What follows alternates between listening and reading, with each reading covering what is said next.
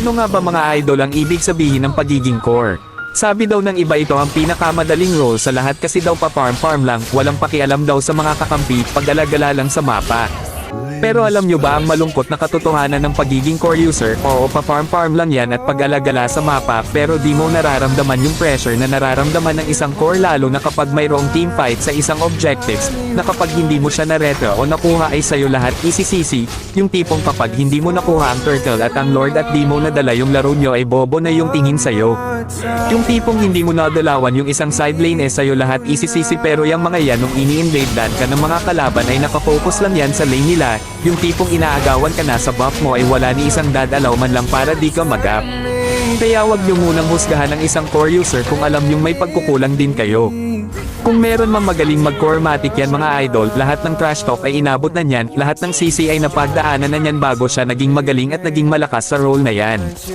Kaya wag na wag mong sasabihin na ang dali-dali lang mag-core, tingnan mo muna sarili mo kung saan ka nagkulang bago ka humusga sa iba, kaya sana sa mga random dyan na minsan sinisisi pa sa core pag namamatay kesyo dinadalawan, ibahin yung mga idol ang mindset na ganyan.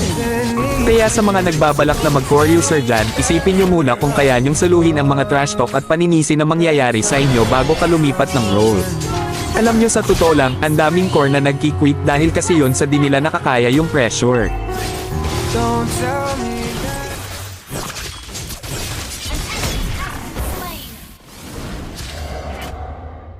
I give up on anything for the ultimate music. Mega kill! Turret Sacrifice your soul or your flesh.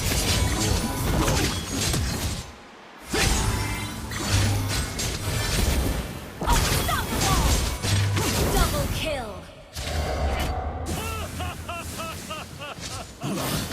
More blood.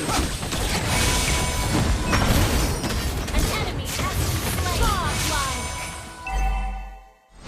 Behold.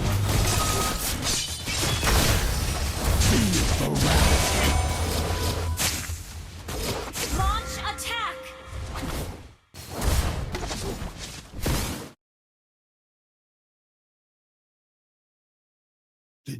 Launch attack!